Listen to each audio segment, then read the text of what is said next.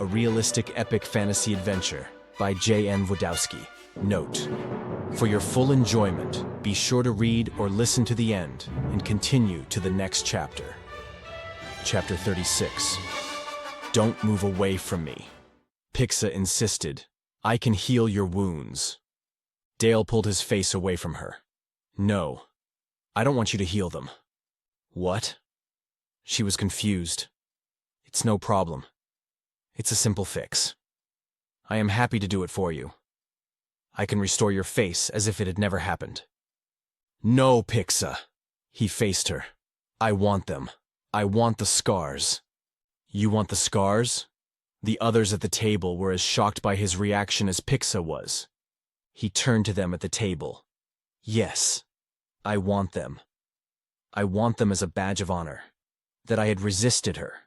I want everyone to see my scars, so they all know we can stand against her. At the cost of your appearance? Pete asked. Yes, Pete. These are only surface scratches. If I gave in to her last night, she would have deeply and critically damaged my heart. I would have lost who I want to be as a man. Dale slammed his fist on the table. I will not allow her to revert us to our base, savage, hedonistic natures. Pete also slammed his fist on the table in defiance, followed by Chopson, Tradesman, Zup, and Josh. When this conflict is over, I will heal your scars, then, Pixa suggested. No, Pixa. They are part of me now. He finally had the courage to look at Pixa. This battle with her will not end with our generation. Man has been battling evil since we have walked this earth. Too many of our ancestors had succumbed to her in the past, imploding great civilizations, tossing us into dark ages. We will never defeat her, but we can and must resist her. The next generations need to be aware that we can be better men and women. As soon as we are convinced that evil does not exist, that we can just do whatever feels good without any thought of consequences and personal responsibility, evil wins. Mid-afternoon, Dale decided to ride back to consult with Greendale. Pete wanted to return with him, so Dale assigned Richard the farmer to replace Pete as the new liaisons officer between Kia and the human forces in Littlefields. Tradesman and his Barterville men decided to join Dale with Zup, Josh, Chopson, and their remaining attachment of East Riverton men. Pixa again took point. As they approached the bridge to cross the New Angle River near the Ridgeline Inn, Dale could see human soldiers guarding and securing the bridge. Behind them, on the opposite bank, barricades were constructed to protect the approach across the bridge. Human and Anubis archers were stationed behind the barricades. Pete rode up to Dale as they approached the river crossing. That was also Kia's idea. Just in case we need to evacuate Littlefields, we could fall back to this position. Makes sense. It protects the approach to East Riverton, but also to the Anubis city. Dale had thought of the importance of the crossing, but a week ago they did not have enough forces to garrison and defend it. Pixa flew back from point since they had arrived at the bridge. She hovered in front of Dale, flying backwards as he continued to lead the column forward. We need to talk. I am okay, Pixa, Dale responded to her. There is nothing more to say. I was able to resist her. That is not the problem. I knew you would. I have complete confidence in you, Dale. Her face was concerned as she continued. There is something else that happened last night that you are not telling me. I don't think you have told anyone. I can sense how it is eating at you. And worse, it is causing you to push me away. I didn't mean for you to feel that way. Dale turned to the men behind him and then back to her. He forced himself to not avoid her eyes. After we make camp, I promise we'll talk before the sun sets. You promise? She sternly asked him. Yes, Pixa, I promise. After we make camp, before you enter your sleep. He tried to force a smile to put her at ease. Not completely convinced, she gave her own forced smile. Okay, Dale. We'll talk later. Late afternoon. The barmaids that had remained at the inn were serving tradesmen's and Dale's men. Both lit up when they saw Dale enter. His scars set them back a bit, but they decided it would not deter them from hitting on him.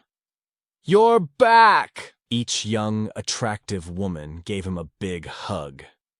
Wanting to kiss him at first on his cheeks, decided to avoid the wounds that were still raw.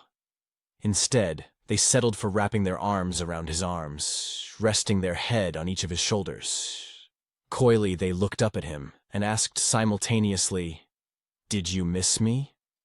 causing them to annoyingly glance across his chest at each other. Before Dale could respond to them, Pixa gestured at each of the barmaid's shapely rear ends with her wand. The tip glowed, causing the young women to instantly release their holds on Dale and begin scratching their picus uncontrollably. They both reached under their skirts, twisting themselves trying to reach where they were itchy. They both felt as if a swarm of mosquitoes had recently made a meal of their firm, round bottoms. Pixa flew to them. "I think the men are hungry." She used the wand to stop the itching sensation. The barmaids, confused, retreated to the kitchen to bring out platters of food for the hungry men. Dale looked at Pixa disappointedly.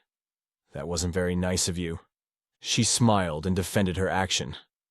"They can talk to you after I enter my sleep. That is if you want to talk to them." Her forehead frowned slightly. "You promised this time to talk with me." Yes, I did." He led her upstairs to the room he had used the last time they stayed at the inn.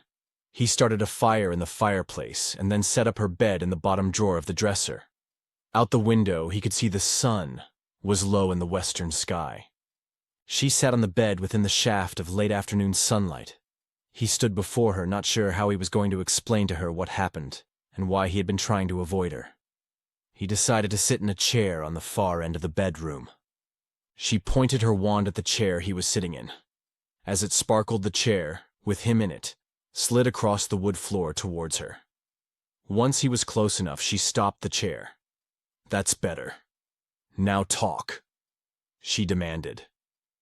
He hesitated to tell her. He looked at her sitting on the bed with her legs crossed on the bed quilt. He thought to himself, how could he explain how Lucifera made him feel about Pixa? How can he not sound perverse and creepy due to the devil? Maiden's suggestive accusations.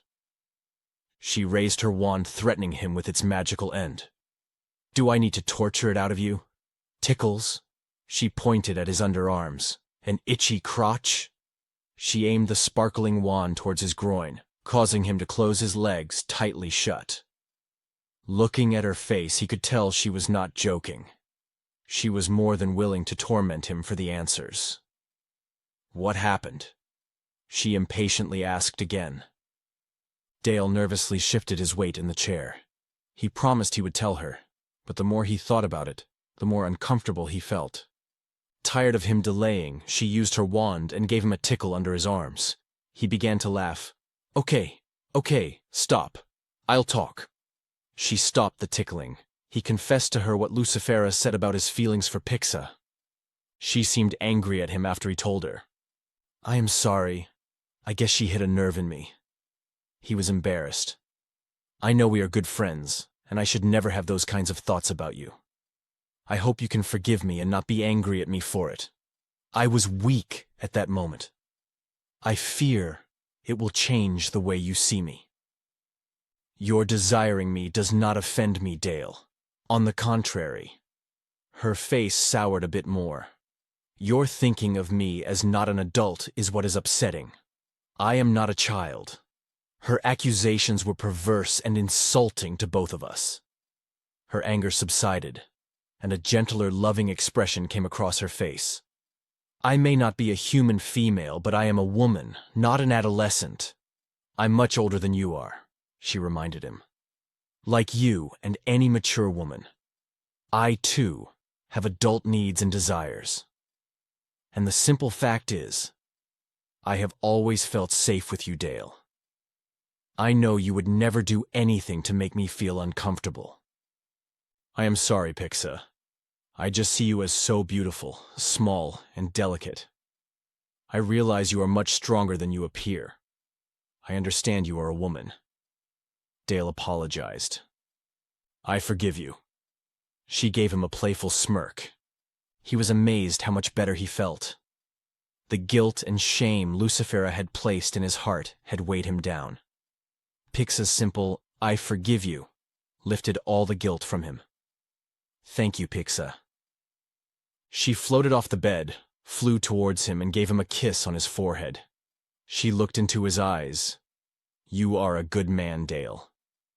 With Bruce gone, I could not be safer with anyone else. I too wish we were not so different. Seeing the sun setting in the west, she flew to the bed drawer he had made for her and settled in for her deep sleep. I love you, Dale. She closed her eyes as the sun disappeared behind the western horizon. Please continue to Chapter 37. To support the author, please like, share, comment, and subscribe.